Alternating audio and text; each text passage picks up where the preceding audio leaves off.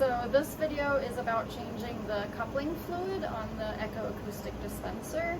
You can see that it has a warning light right now, and the warning says replace the coupling fluid. It's best to do it ahead of the warning, but if there's a warning, you definitely want to replace it ASAP. If it ever goes dry, it will actually ruin the lens that focuses the ultrasonic beam, and that's a big problem. So to do that, you go to the Echo Client Utility software over here, Echo Client Utility. Double click on that. The default IP address for the instrument should always be correct. It's 192.168.99.71. You just click connect. And it'll open this window. For the fluid replacement, you go to the rightmost tab here, fluid replacement, and you say start fluid replacement. And it's pretty simple. It walks you through exactly what you need to do. So for step one, we're going to remove the fluid bottle. It says remove the coupling fluid bottle, unscrew the bottle cap with the attached tubing, dispose used coupling fluid, and then after that we're going to be doing step two, which will be fill the clean bottle with ultra pure water, screw the cap with the attached tubing, and replace the bottle in the holder. So pretty simple. It can get messy, so I usually grab a plastic tub to catch the mess.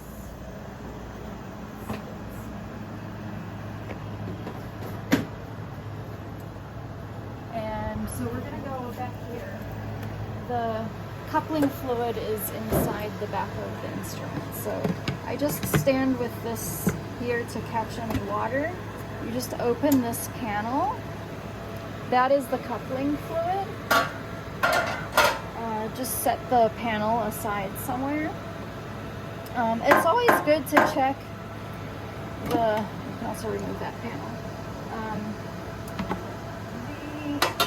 There's a filter over here that filters the water, and so when you check the coupling fluid, you can just kind of like wiggle this around to see if there's any contaminants in there, and right now actually there are. I don't know if you can see that, it's sort of cloudy. That is like algae growing in the water. Even though we use ultra pure water, it does eventually get some contaminants. Do you want to have a look? That's what it looks like when it needs to be changed. Can you see the like junk floating around?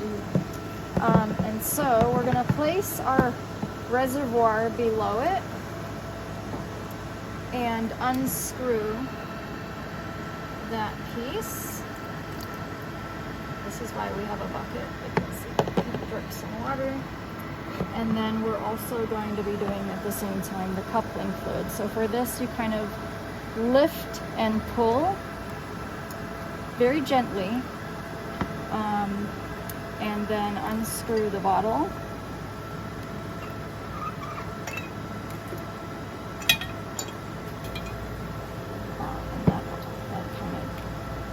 Let it drip with the water. If you do drip on the floor, then clean it up because you don't want somebody to slip. Okay, so we're going to go over to the sink with these.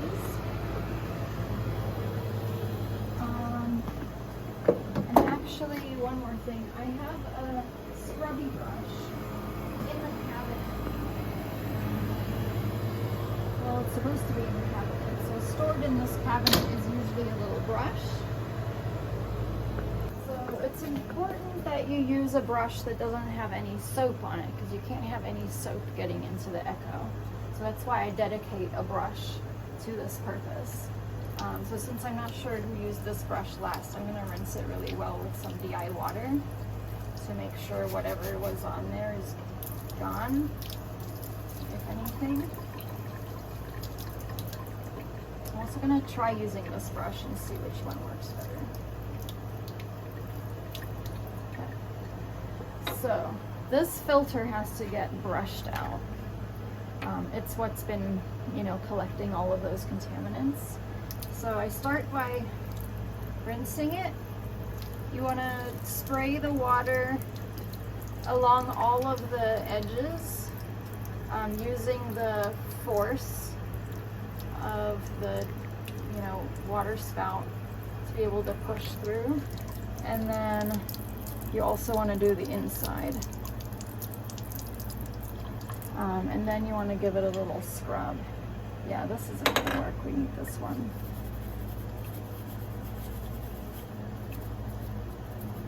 Oh wow, that looks soapy. That looks kind of soapy. That's really bad. Okay. That's why I have a special scrubby brush just for this.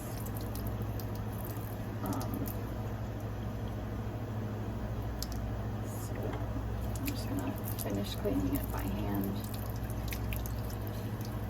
Make sure I get any soap off.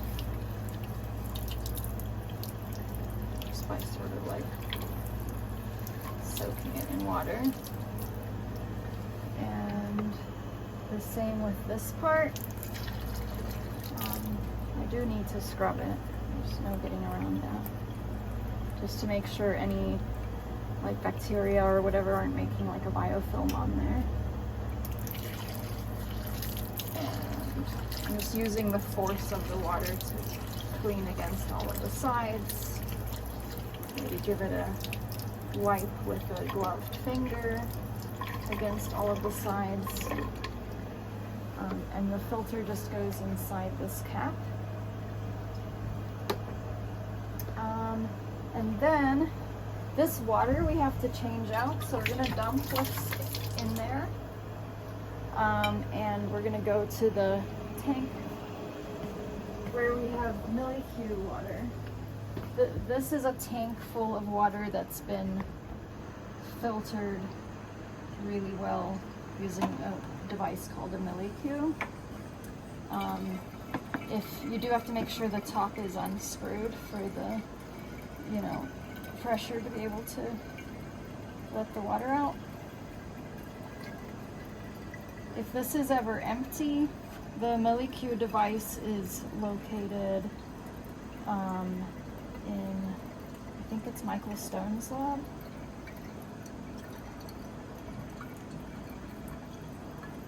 There is a max fill line on the bottle that we're aiming for, but I'm gonna pour a little extra so that I can rinse that filter. If there's a little extra. Okay.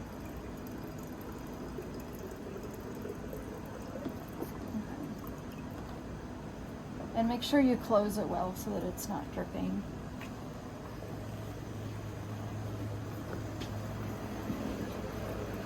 Just give this a final rinse just because there might be contaminants in the DI water. This is ultra pure water.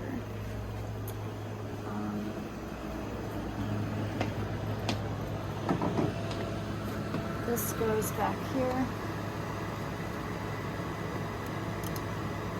Just finger tight. And this goes here.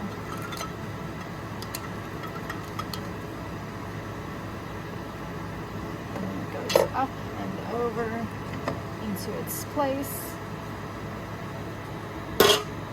You have to put the bigger panel first, and this little V is for those wires, and the little holes are for the screws, and then it just hangs there. And then there's a handle here to help you place that there, and it's just hanging basically by those two pegs. So if you bump it, it will come off. Let's see. Okay, so that was the coupling fluid. Now we just have to click through the rest of the sequence. So it's enabled us to have this button here complete, and it's now done. The end.